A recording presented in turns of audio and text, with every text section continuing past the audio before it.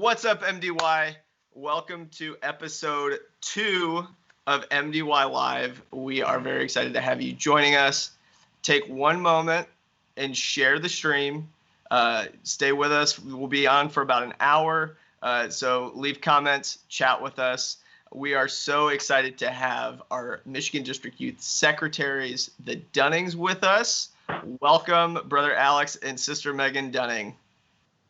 Hello. How has quarantine been for the both of you? Interesting. Yeah, it's not too bad. I've had better days. I've had better stretches of weeks. But Sister overall, Megan, I need you to elaborate on interesting. Well, we currently still don't have our own place. I have a 4-year-old, a 3-year-old, and a 1-year-old, and a horse dog. So, I mean, you could put the pieces together with that. Horse dog. And nice weathers up until here recently. So, what's the go-to outside activity for you guys with your kids? walks when it's nice, or to the park. Those are both. Well, ways. we haven't been able to go to the park, but we've been staying with my parents, and they have like a play place outside. So they do that and ride bikes in the driveway because they have a big driveway too. So we did just buy them bikes too. So that's been a winner. 2-wheelers or still rocking the training wheels? So with the training Definitely wheels. training wheels. Awesome. I can't wait till Grant can learn how to ride a bike.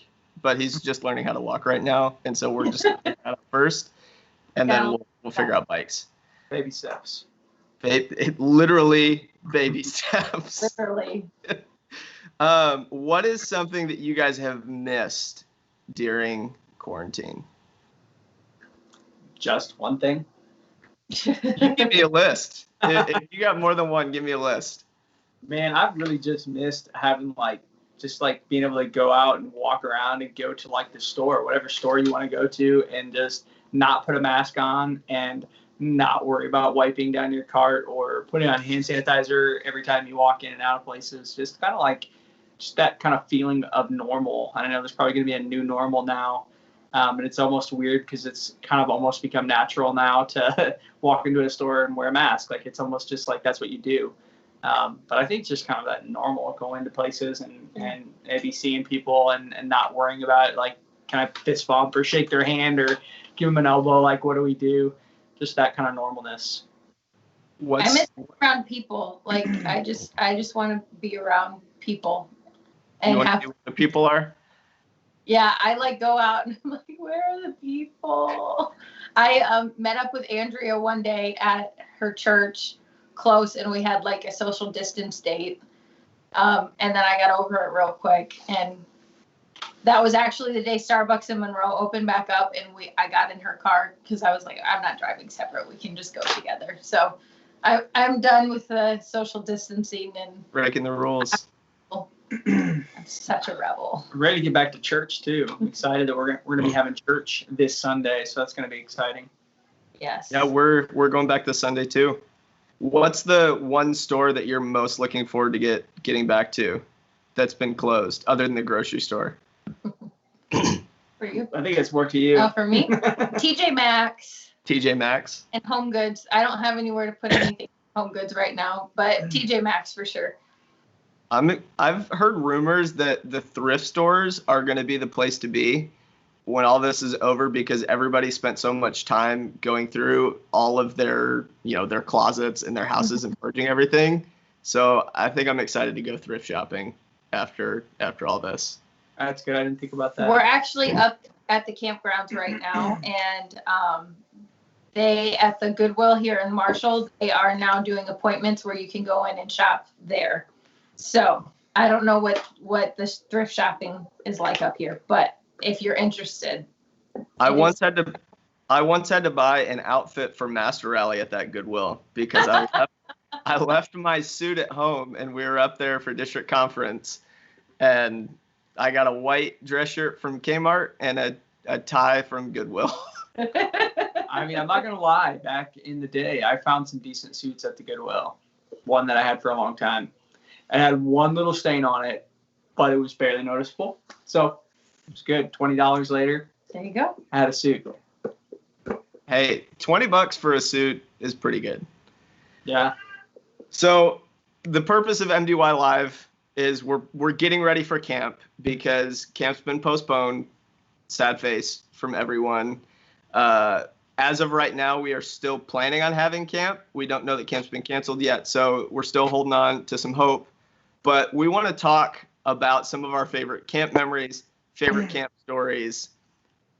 So whoever wants to start, give us one or two of your favorite Michigan District camp, or if you've been to another camp, give us a camp story. All right. So one of my favorite, I've probably got a few that like stick out to me. I was a teenager, and of course the thing to do at camp is like you're not supposed to sneak out, right? Well, definitely not. This year I thought, just because every year you're not supposed to, but everybody does, right? So we all sneak out. I was 14. I was in junior high camp, and we all snuck out. And we probably did what you're not supposed to do, and that's run off Central Campus and like go to the woods, right? So don't do this at camp if we have camp this year. But we did. We figured we could outrun the golf carts, and we made it to the tree line by the road. And we kind of bunkered down there for a little while. And at some point, I don't really remember quite how it happened, but my cousin Zach didn't quite make it with us. And so he got tied. So this is back in the day when you could tie kids up without getting in trouble. And you could chain them to the table, because we got chained to the table that night and not get in trouble. Totally frowned upon, politically incorrect, can't do it anymore. We would never do that now. We wouldn't. Parents, please send your kids to camp. We will not chain them up and tie them down. That's never been done under our regime. Yeah, never happened since we've been on the youth committee. But it did happen back then, all right? So Zach got tied up to the golf cart, and he was in his pajama pants. And I'll never forget, I wasn't tied up, but it was Zach and William Wilson, if you know William. And I see them come flying past the flagpole. I'm looking out the window because I'm at the campground, and so I'm looking over towards the flagpole. So I'm looking out at this, and I see them come running by, and Zach and William are being dragged. They fell. Zach's pajama pants fell down to his ankles, and Zach's literally being dragged across the grass while somebody's driving the golf cart because he couldn't keep up because his pants fell down around his ankles. It was the funniest thing I think I've probably seen at camp. And then when they stopped and got Zach untied, they wound up tying him and William down to the picnic table underneath the concession stand. And so that was probably one of my funnier moments at camp. That didn't happen to you. It was funny for you. Watching it, because I didn't get captured, but Zach got captured that night. Literally captured. Literally. Yeah, but as was just said, parents, please send your kids to camp. We won't do that now. We haven't done that. We'd never do that now. Oh, gosh, it's been a few years. All right, Sister Dunning, what do you got? So, I have a couple.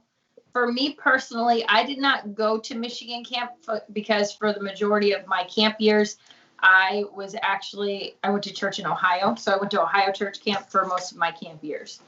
So actually, I was shocked when I did come the one year I came to Michigan camp that everybody snuck out. Because I was like, what? And everybody, oh yeah, this is what we do. And I'm like, what are you talking about? You sneak out. I'm like, and do what? And they're like, run around. And I'm like, okay. So at Ohio camp, really, I don't know. I wasn't a bad kid, but I like to have fun. So the way Ohio camp was set up then, I don't know if it still is the dorms where you had a long hallway and you had individual rooms, and in each room there were like 3 bunk beds. So there's like 6 to 8 people in each room. So typically, like unless you request otherwise, you get with the people from your church. So I can't even stop with this because never mind. So we decided we were going to shave and cream some people that were in our room with us. And so it was me and my cousin, and we went through, and really it was just one girl in particular that we were really going to get. So we really got her. like all over her chest and her hair. Actually, that was right around the time that Parent Trap was really popular. So, like, if you've ever seen Parent Trap where they shaving cream her and then she, like, gets out of bed and steps on it on the floor, we did all of that. So, to a fellow camper, or was this like a counselor? A fellow camper. Also a girl that went to our church. So. Bold. Yes. So we got done, and then, like, we made it so she woke up so we could actually see her reaction. So she woke up, but all of us pretended like we were asleep. It was pitch dark in there. So she got up. She tried to go to the door to open up the door. She had so much shaving cream on her hand that she couldn't open the door. So she was getting so frustrated. She finally got out and went down and told, we called them dorm moms. So she went down and told our dorm mom. So she came in, and we were like, we knew that she was going to get her. And we're like, oh no, we're going to be in so much trouble. So we put a little bit of shaving cream on ourselves when she came in. And so when she came in, we were like, oh, what happened? And I know she didn't buy it, but there was no way to prove it, especially because we had a little bit and she got a lot. And so that was one of my favorite camps. And there's no fingerprinting. There's no fingerprinting. So, no. Andrea Lehman commented and said Wisconsin camp sneaks out too. Ohio's just weird. If any of Ohio friends are watching, sorry, I guess. I loved Ohio camp. When we came here, I'm like, this is not Ohio camp. All right, so people that are watching right now, if you heard Brother Dunning's story and also heard Sister Dunning's story, I need you to comment below which one was your favorite. Alex's cousin getting drugged behind a golf cart at night, or framing yourself, or not being framed for shaving creaming someone. So comment below and we'll see who people think had the better story, unless either of you has a story that can top that, and you want to share that. I think mine has already won. I don't think I need to top it. I enjoy my story because I have the memory of it, and I just really enjoy it. So whether it wins or not, it's still a winner in my book. Andrew is also calling out Ohio for cheesecakes that they keep in their freezers for multiple years. I don't know about that. Never been to Ohio camp. Did they have cheesecake for dessert when you were there? I honestly don't remember that. Alana McCool says Megan's for sure, because it sounds like something that would happen at Michigan camp. I need more people to comment. So Zach Dunning getting drugged behind a golf cart, or Megan shaving creaming herself to stay out of trouble. Well, multiple girls in Megan's dorm shaving creaming themselves. I also climbed through a window when I was at camp. They locked all of our dorms and they wouldn't let us in, so I climbed through my window. I was such a good kid. That's not a great story. That's not a good story. I'm just saying, it was fun. And just remember, students, if you pray as well, you too can end up on the youth committee after all of the craziness that happens at camp. So just know that. All right. Our comment section is becoming a competition between basically which camp's better. We all know Michigan is better. So we'll just leave it at that and say our current state that we all live in, both Ohio and Andrea, Wisconsin. Michigan's the best. Michigan camp is the best. No doubt. So moving on, we are going to play a game with our guests. We call this game Versus, and we're going to ask Brother Alex a question, and he's going to have 30 seconds to name as many of the things in this category as he possibly can. And we are going to put him up against, we have previously recorded some responses to the same question from Brother Andrew Lehman, who's going to be a featured guest. And we're going to see, are you ready? I'm about to give you the category. How many Olympic sports you can name in 30 seconds, and go. Basketball, volleyball, pole vaulting, what's it called? I got to keep going. track, soccer, golf, curling, sports. Come on, there's more than 10 that. seconds. Ice skating, snowboarding, skiing, the long jump. And time. Do I get swimming? I'll count swimming. Swimming. I said swimming. That was terrible. How many did I get? We clocked you in at 12. 12 Olympic sports. I was waiting for you to go down a rabbit hole of track and field events. I think shot put was what you were looking for. I was thinking of curling, actually. I was thinking of curling. It took me a second to get there, but I got there. Gotcha. All right. So 12 is what Brother Alex has. Our producer, Brother Andrew Lehman, is going to roll the video of himself, and we'll see how many that he got.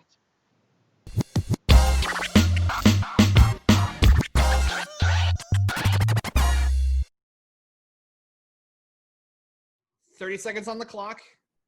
Are you ready?"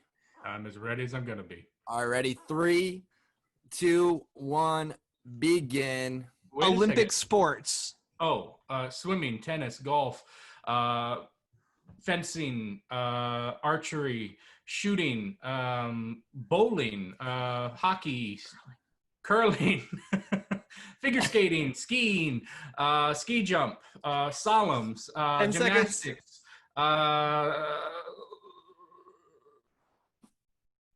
4. Did they do shot sticks? No.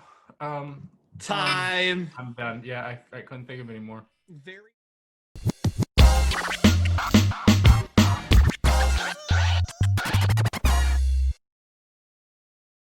He beat you. He killed me.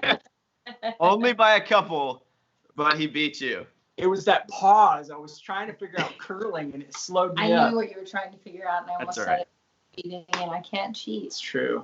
Yeah. It's true. Even though we almost told you that, well, that one was the one we gave you pre-show accidentally during our test run. So I wanted it's to all say right. shuffle. I wanted to say shuffleboard, but I I knew know, that me wasn't too. right. It's shuffleboard on ice, I think. Yeah, If there's any curling players out there and that's blasphemy, I apologize. Don't mean to offend the curling crowd. So I know that you guys just got back from a family vacation. Super jealous because I want to go on vacation. it was nice. So let's talk about vacation spots.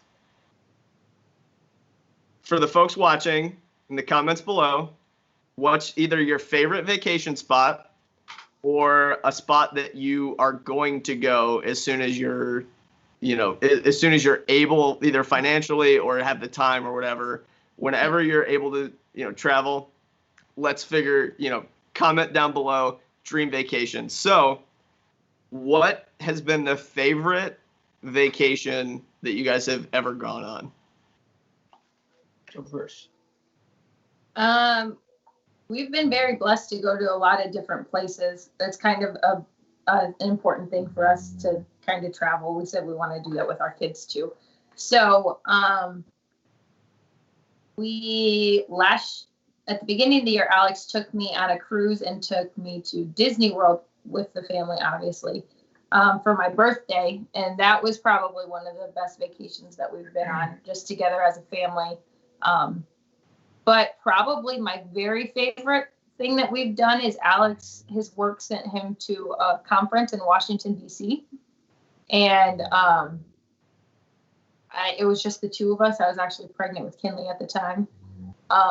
And we don't typically leave our kids, but we got to leave Emma home in that one. And so it was just the two of us, and we got to explore all of DC. And DC is a super cool city.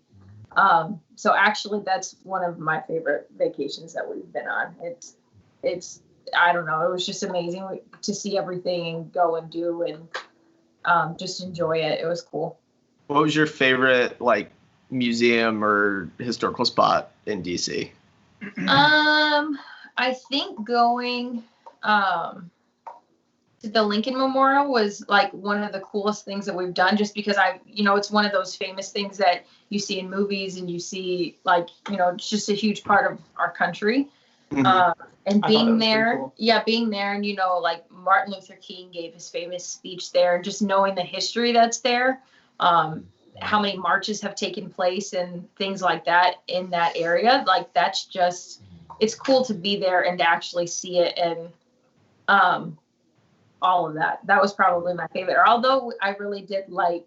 I was gonna say the War Memorial was pretty kind of humbling. And it's kind of hard to just say one because there's so. Yeah, there's like 1,000 within 2 square miles. Seriously. The Holocaust Museum's there, which was amazing. Arlington Cemetery was. Arlington, Arlington was probably one of the most moving places. Tomb of the Unknown Soldier, that was just humbling and kind of just, wow, this is a neat experience. It doesn't matter who you are, like you leave there moved. Yeah, it's incredible. DC, people in the comment section also are seconding DC as a great destination. Jerry Zimmerman said Toledo, Ohio, with a laughing emoji. So I don't know if that's serious or not, but I mean, I've been to Rust Belt Coffee. That was pretty good. Amy Wilkes said San Diego, SeaWorld, Legoland, Disney. And then a bunch of people seconding Disney. Austin Hopper said Flint, Michigan. Seems a little tongue-in-cheek. But hi, Lincoln. Everybody in the comments say hi to Lincoln. All right, brother Alex, you're up. Vacation spots. So one of my favorite trips or things that I've done was when I went to Rome. I wasn't married. I was a teenager. I was 19, so I was still a teenager. But I went to Rome actually by myself. And I was there for a couple days, and which freaked me out big time that he was going to Rome by himself and nobody was even like with him. Had you traveled internationally before? Or was this just like, I'm going to Rome? So I was actually, my wife's waving somebody out the window. Sorry. That's all right. Hi. Social distancing. No, we I had been out of the country one other time to I went to like Paris and Switzerland and Germany when I was younger, and then this was kind of like the first trip obviously on my own. I was overseas already, and so I wanted to go see some other cities while I was there in other countries. So I went to Rome, and Rome was cool. To go to the Vatican and to see the Colosseum and walk through the Colosseum. I mean, that was a really, really cool experience, and I'd love to go back. Now, as a family, I would agree with Megan though. Like our vacation that we did to Disney with the kids was pretty cool. Who was your favorite Disney character that you met while you were there? My favorite Disney character? Yes, yours. Well, I met every single princess, and so Kenley wanted to meet every single princess. So that was interesting. Probably Timon. Timon? God. What's your favorite Disney World park? Like, is the Magic Kingdom your go-to, or? But it's tough. It's between, well, now because of the new Star Wars thing, which I'm not a huge Star Wars person, but the new Star Wars park is legit. Like when you walk into there, you feel like you're in a movie or something. And that's at Hollywood Studios. So that was pretty cool. Prior to them having that, I really liked Epcot though. Kind of walking through all the different countries, all the different food. Epcot was pretty sweet. We went to Disney World for our honeymoon, and Epcot was my favorite. Mostly because you can walk around the world and eat food, and there's minimal amounts of lines. Yeah. That's my favorite part about Disney World. All right. Epcot was pretty sweet. I was gonna ask your wife what her favorite Disney park was, but you could ask her. She just took Lincoln to the back room because he was in here crying. But all right. I think I could tell you for her, it was Epcot. Epcot's her favorite park. My favorite's Epcot. Her favorite's Epcot. But I also Good like answer. She likes Magic Kingdom because of the castle and the fireworks at night. Because it's magical. Yeah, that's true. All right. I tried to get Alex Comments below. Epcot or Magic Kingdom, or your favorite Disney park.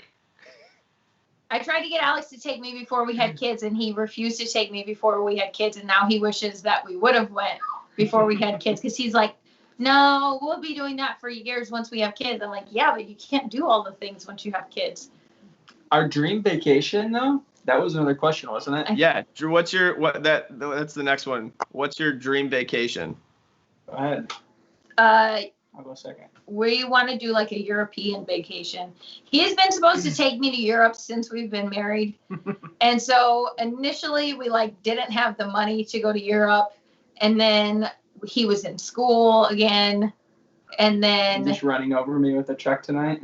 no, I'm saying this, like all the reasons why we couldn't. And then when we actually had money to go, then I've been pregnant for like 4 years straight. So like, then I'm like, no. And then our kids are too little. And he was going to take me last year, I think. And I like Lincoln was really little. And he's like, well, we can take Lincoln. And I'm like, Lincoln sleeps through the night right now. And we're not doing anything to mess that up. So like, really, I want to go to Italy. I really would like to go to Rome. I'd like to go to Venice. I'd like to go to Spain. So we've talked, actually, London is a place that I really want to go to.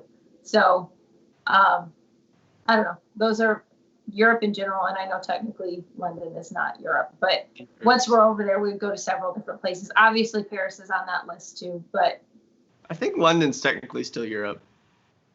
It's part of the EU, right? Unless they just pulled out. Did they just pull out? Brexit. Yep. So they're not.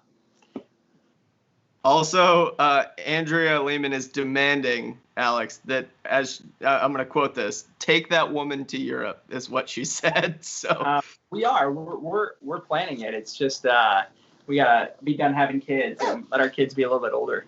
Yeah. And also, Helena Panetta says because it's magical, LOL. So I think that because it's magical wins out. Yeah. So that's top two. If I had to switch it though to somewhere else, Hawaii's on my bucket list of places that I want to go. I think, right now tickets are probably pretty cheap for the next 2 years or so. So I looked, but actually, it's funny. I did look into it, and I had a friend who's looking into it too. And Hawaii is requiring you to quarantine in your hotel for 14 days. So that's your whole vacation if you go to Hawaii.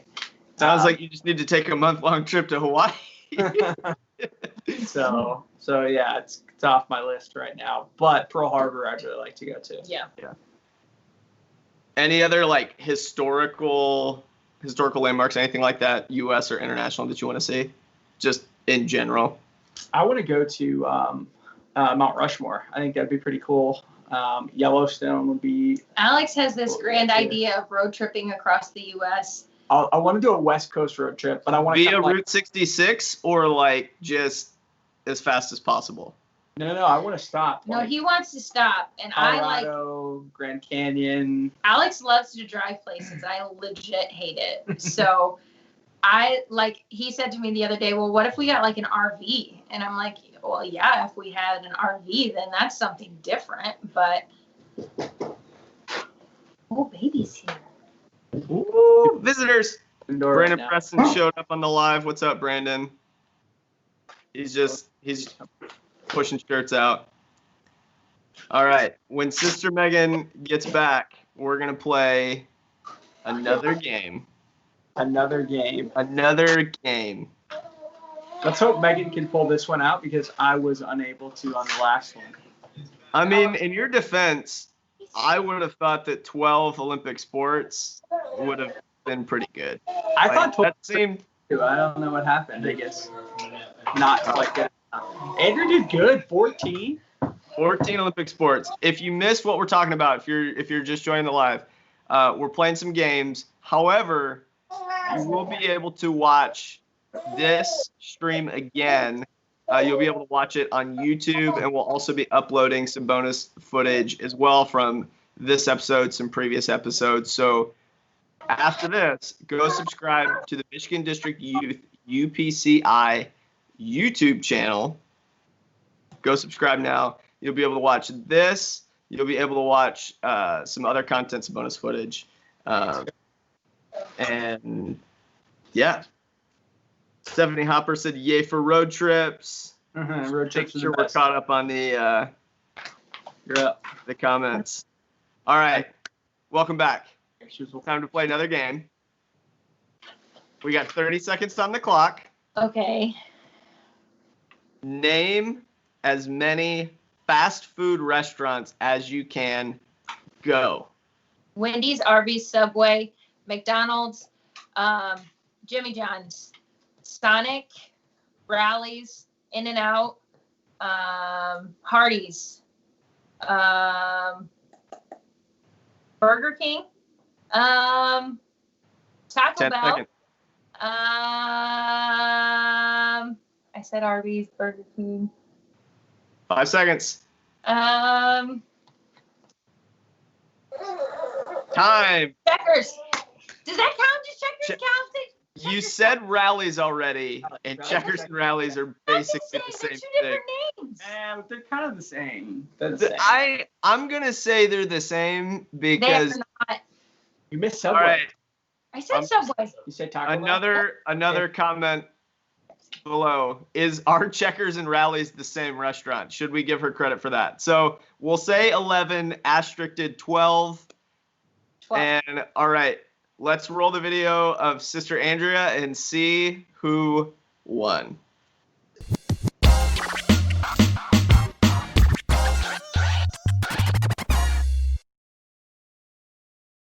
Oh. 30 seconds. Ready? Gary's going to 3, count you in, and I'll tell you what it is. 2, 1, begin. Fast food restaurants. Ooh, McDonald's, Burger King, Taco Bell, Wendy's, Checkers, Arby's, In-N-Out, Culver's, Noodles and Company, 10 Chick-fil-A, seconds. Popeyes. What's that one with the really good chicken down in Ohio? 5 Oh, seconds. Skyline. 2. Oh, this is a terrible. That was solid. That was solid. We're not Okay. gonna Solid. Okay, good. we're not gonna Okay. rip you too bad.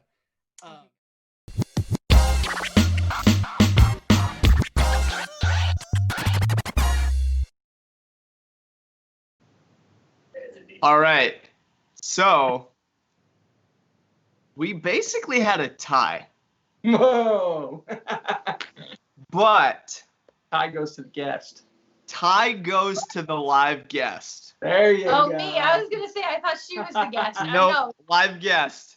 So Okay, no, but congrats. Checkers and Rally aren't the same thing. Therefore, I win.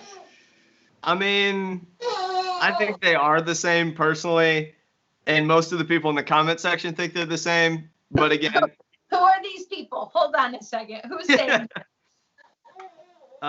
we got Jerry, we got Andrea. I think Andrea was just trying to pad her stats. exactly? Andrea doesn't count because I was against her.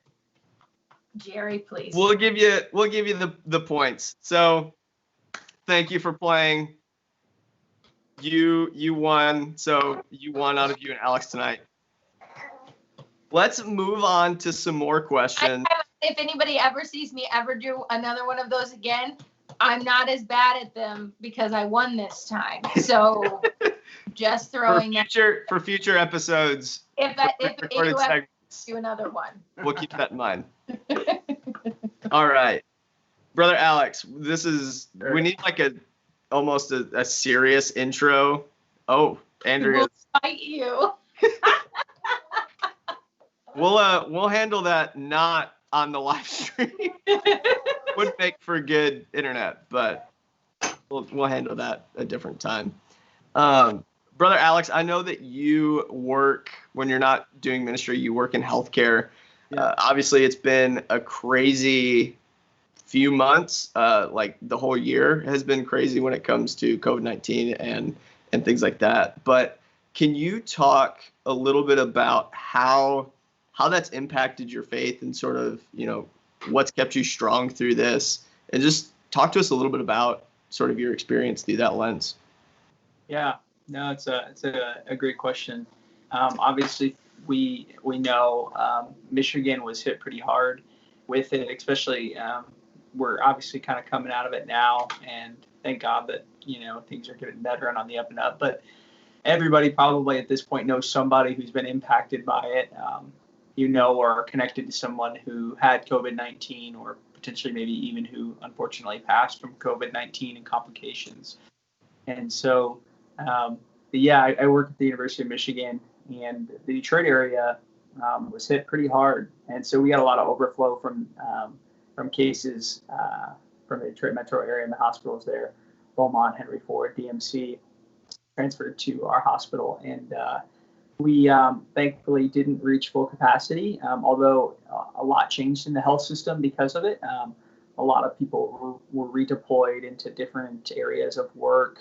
A lot of people who don't typically work in the hospital were called into the hospital to help with staffing and making sure that we had adequate medical personnel to meet the demands of what we thought was going to happen. And thankfully, it wasn't as bad as everyone predicted. So we can thank God for that. But I believe the question was how do you stay strong? What keeps your faith up in the middle of crisis like that? And I would say that obviously, as Christians, we believe that God has everything in control and everything. There's not anything that happens that he doesn't already know is going to happen. And so we find our faith in moments like that through prayer and through each other and through the church family, which obviously church has been different for most everybody the past couple of months and weeks. And we're now, hopefully, some people getting back to a little bit of normalcy in church. But one thing that maybe I've noticed through this is that the healthcare team in general, one thing that's really cool about about healthcare people, and I feel like in general, and most people, if you're not in healthcare, don't see it, but that in times of crisis like this, we really pull together. And I worked in an ER a while back, and I really saw it there because you're dealing with trauma a lot, and so it's really important to have a strong team. And one thing that I noticed in this crisis, at least at my hospital, was that through this crisis, people came together, and we were there for each other, and we were looking out for each other. And when you had somebody die, or you had just the stress of it. I remember coming home and talking, obviously having my wife too, coming home and talking, just like, it's just really stressful environment at work right now because we don't know what's going to happen. I had one of the doctors I work with, he sent his family away and got an apartment because he didn't know what it was going to look like. He didn't want to bring anything home to them. And so I would say I've noticed the good in people, and that people really are going to be there for each other. I know we're seeing a lot of disunity. It's a different topic right now, but disunity and racism and things of that nature in our world that are attempting to divide. But I think through this COVID-19, I've really seen a lot of unity, and we know the power of unity. The Bible speaks pretty plainly about when people bind together in unity, what can take place. And so I think that has been something that I've seen that's kind of strengthened me. It's awesome. Anything to add as his wife, Sister Megan? Well, I don't know. I have, right now I'm not working. I'm home full time right now. And just to have friends that are on the front lines and to go through it. And obviously Alex is there too. But I think one of the greatest things about this is I have friends that know that I'm a Christian. And know that, what we believe. And, I have one of my friends in particular was texting me about everything that was going on. And she works at the same hospital as Alex. And there was a day that she got called off, and she was a COVID nurse. So she was working on the COVID unit. And they just were opening up another one because they didn't have enough room in the one. And I had been telling her every day, I'm praying for you. I'm praying protection over you. And so that day she got called off because they didn't have any new cases. So they couldn't open up the new unit yet. And I said to her, that's because I've been praying for you, and that's protection over you. And I said it to her as a joke because I say things like that to her all the time. But also in seriousness, I got to say that to her, and I got to witness to her. And I think that because of crisis, people are more open to who God is. And, we hear a lot of bad things. Like Alex was saying, things that are going on right now. I think it is just the devil that's trying to take where we have come together as a country and where people are more open to things. It's the devil trying to come in and create that chaos and that disunity again. And it's just, I don't think it's going to happen. I think obviously, to take the words of Sea of Victory, what the enemy meant for evil, you turn it for good. Obviously, that's a biblical scripture too, but that really is kind of our anthem right now, is that through all of this, great things are going to come out of all of it. And I think just knowing that fact alone, that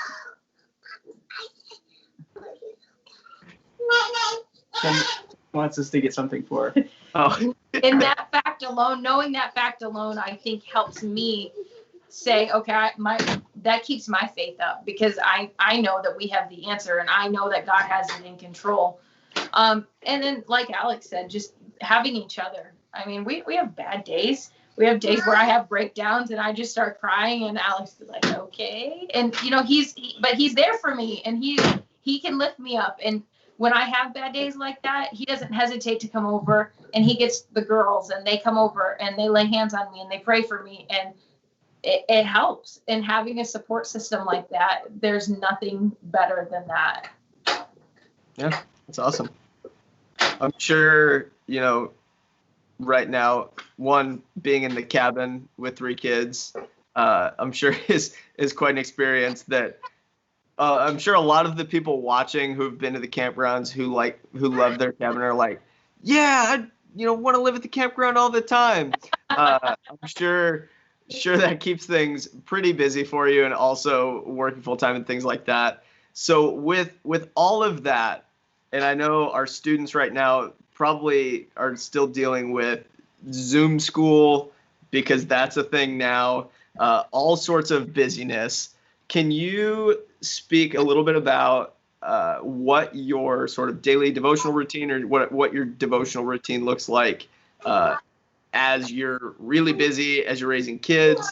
I know our students aren't necessarily raising kids, but everybody's busy, and everybody can relate to trying to keep up a devotional routine in busyness and trying to focus. And Yes. so you want to talk a little bit about that? Obviously. For me, it's more about consistency, and the more consistent I can be, the better it is for me. I'm very schedule oriented, especially with my kids. So typically my prayer time is in the morning, around 10:30, because that's when Lincoln goes down for his nap. I picked that because it's he's kind of too little to sorry, he has a Starburst in his mouth, and I don't know how to got that. Anyways, he's too little where he kind of comes in and out when I'm praying, and sometimes I pray with him up, but for the most part I pray when he's down. And then the girls, they have quiet time during that time. Mm-hmm. So, but they're also being able to listen to me pray, which I think is important. Now, that's something that most young people don't have to worry about right now. But for me, the biggest thing about prayer time, devotional time, is consistency. And I know that if I know what time I'm praying, then it's more likely to happen. So I know every day this is the time I'm praying. And if I deviate from that, it's okay. Where am I going to fit this in, and how am I going to do this? Whereas if I have it scheduled out in a busy schedule, it's more likely that it's going to happen. And it's not just going to be, oh Lord, I forgot to pray today when I'm going to bed. And it's, it's too late for that. So for me, it's trying to keep it scheduled every day. Now that's starting to change with the craziness of everything. There are days where I get up, very few days where I've gotten up and I've prayed before the kids get up. But now they're waking up at 6 a.m. and I'm not about that life either. So I don't think God. But you're not that early of a morning person? Yeah, no. So, but I think, like I said, if you can just figure out a time every day, it does, to me, I don't think it matters. I don't think God is like, oh, you didn't get up at 5 a.m. and pray today, so I'm not listening to you. It's just consistency of, I'm going to do this. I'm going to set out time for this in my day. And this is the time I'm going to pray every day, because then it's more likely to happen. Awesome. Consistency. We'll just say that a lot for the young people out there. What about you, Brother Alex? So I think I agree with like everything that Megan said. I agree with. I think consistency is important, as you guys said. For me, I don't feel like for me, I guess I don't feel like I have to pray at the same time every day. So if I'm working, then obviously I'm not there at 10:30, and I can't say, hold on a second, I can't do this task right now because I've got to pray at 10:30. So for me, it's variable at the time. But what I think is important is just that consistent walk with God. So sometimes it may be at night before you go to bed, and maybe in the morning when you first wake up, and you may not even have the right amount of time. I think a focus too is not always. Some people may disagree. I guess that's okay, but it's not always quantity as much as there's quality. So you could pray for an hour and not accomplish a whole lot and not have had a lot of good quality. You could pray for 15 minutes and have great quality prayer. And for me, I think that although we grow in our prayer and our prayers grow as we begin to pray, I think there's something to learning how to pray. The disciples didn't know how to pray, and they said, Jesus, teach us how to pray. Like, it's something you learn and develop over time. But I'm always about quality and not as much about quantity. So I feel like you get that breakthrough, you pray, and when you've had a breakthrough in prayer, and when you're going through the motions. And sometimes you just got to go through the motions and just keep going. But I think when you get that quality prayer time, even if it's 15 minutes, it's not an hour, it's not a half hour, but you got in there and you got quality time with God. I think that's what's important. Yeah. So what advice would you have for the young people who, we'll say some of the young people who maybe are newer in their relationship with God, and some that are more seasoned, sort of taking, we'll start with the newer relationships with God and say, how do you get started in that consistency? Sure. That's a good question. And I think for a lot of people, it is trying to find a time every day that works to pray. I think that is a big part of it. If you can do that, if your life allows for that, if you're going to get up and go to school every day, and you have to be up at 7, if you can get up at 6:50 and put in 5 or 10 minutes of prayer before you go about your daily routine. And I think that that's something that'll grow as your relationship with God grows. But I think trying to find that, for some people, it literally might be as easy as before you go to bed, and like, I'm going to take 5 minutes before I go to bed. And for me, I think reading your Bible, I equate that to prayer time as well. Maybe some people would say it's more devotion time. But in the beginning was the Word, and the Word was with God, and the Word was God. So when you read His Word, I think you're having a conversation with God. And so I've heard some people say that's prayer time, because you're reading literally God's Word. What was there in the beginning with Him? What was Him? Who is He? His Word. It's alive, living, speaking to you. And so for some people, I think just 5-10 minutes at night, you're reading a couple chapters before you go to bed. That's awesome, and I think that's a great place to start. Awesome. Sister Megan, anything you would add to that? Just sort of advice for people getting started in their daily routines of devotion or trying to take it to the next level? I think sometimes young people think of, and not just young people, but people that are just starting out with a new prayer life. We put a lot of pressure on prayer, and in a good way. It should be positive pressure that it should be happening. But I think it almost intimidates people. Like, they have to come at God a certain way, and they have to say certain things, and they have to do it a certain way. And all of those sort of things kind of come with time. But I think when we first start out, we have to remember that it's just talking with God. And that's all He wants from you. He doesn't want you to be your pastor. He doesn't want you to be the lady in the church that can pray every single way as loud as she can. He's not looking for that. He's looking to have a relationship with you. So if He's looking to have a relationship with you, He wants you to talk to Him like you talk to your friend. I was in my car yesterday, and I was just done. And I was just thinking, and I just started talking to God, because that's what it is. And when I feel like I can be honest with God with who I am, those are the more powerful moments that I have in prayer, because it's not me putting on a face or putting on a mask, because God already knows who you are. And that's the person that He desires to have a relationship with, not the person that has it all together. Because the Bible talks about humbly coming before God. So it's not you, hey, God, this is most holy me. It's God, I am broken and I have issues and I need your help. I need you to come. There are times where I pray and I'm like, God, I just need to be in your presence because I'm just having a hard day and I just need you to come and be here with me. Just sit with me for a while because I'm having a hard day. And that's what he wants. So prayer isn't something that I have it all together, so now I'm going to come to you. It's, hey, God, I'm just here to talk to you because I want to have a relationship with you and I know you want to have a relationship with me, so let's talk. It's good. I think, just to add, I think you're asking for new people potentially, or not new people, people trying to develop their walk with God. I think two things. One is trying to have a consistent time. I think it's super helpful. Anything you do, if you do it consistently over a period of time, it becomes routine and habit. And if you can make prayer a habit, you're going to grow.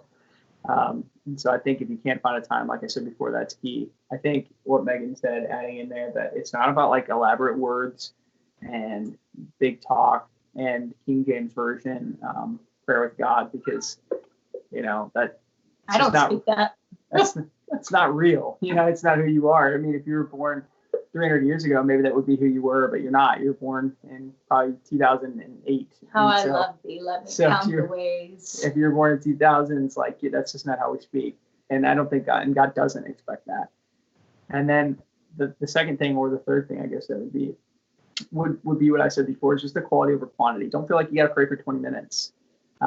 If you can get a prayer wheel or a prayer map, that is awesome, I think, for people, especially who are starting out, because the prayer map or a prayer graph or something that gives you things to pray for. Because one thing I feel like sometimes I'll be like, or if I'm having a rough day, I'm like, what am I going to pray? How am I going to pray? What am I going to say? Who? What? And it kind of focuses your prayer. And it's, a lot of them start off with worshiping God, and there's obviously there's a paradigm in the Bible for that, the tabernacle plan, but when you're praying, it just focuses it. Okay, I'm going to pray, I'm going to worship God, I'm going to thank God, I'm going to pray for people, and in that it helps you focus your prayer. I think if you get something like that, you'd be amazed at how your prayer life can go from 3 to 5 minutes and running out of things to say and running out of things maybe that you're thinking to pray for, to 10-15 minute prayer time, and it'll grow your prayer.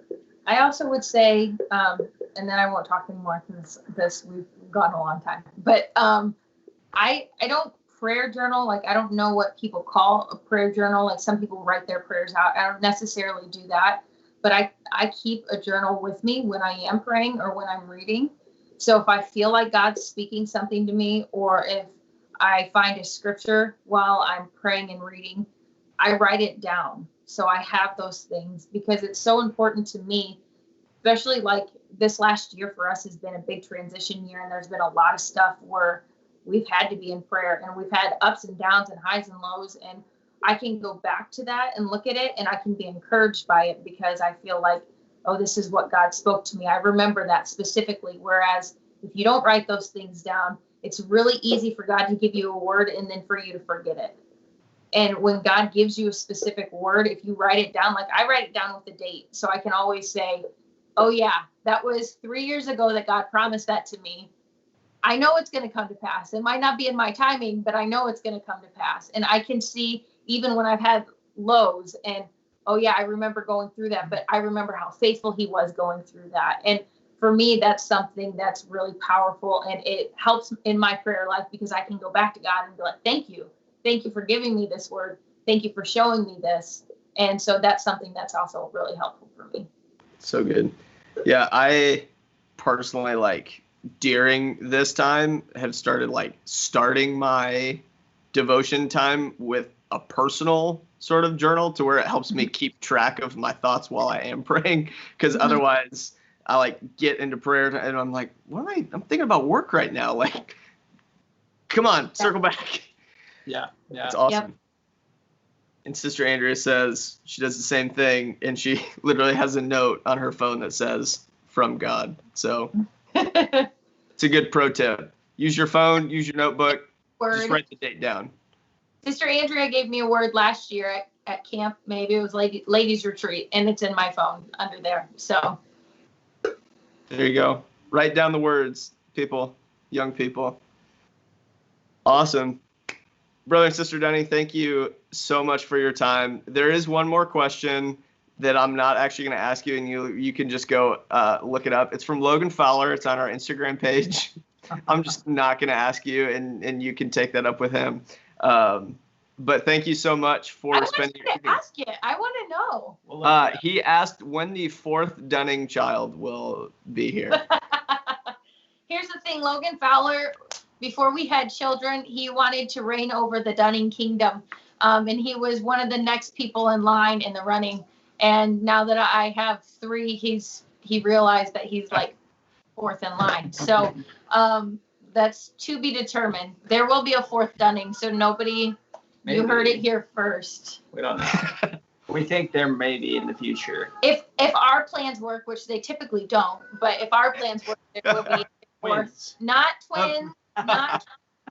Careful. No. Speaking things out into existence right now. My faith.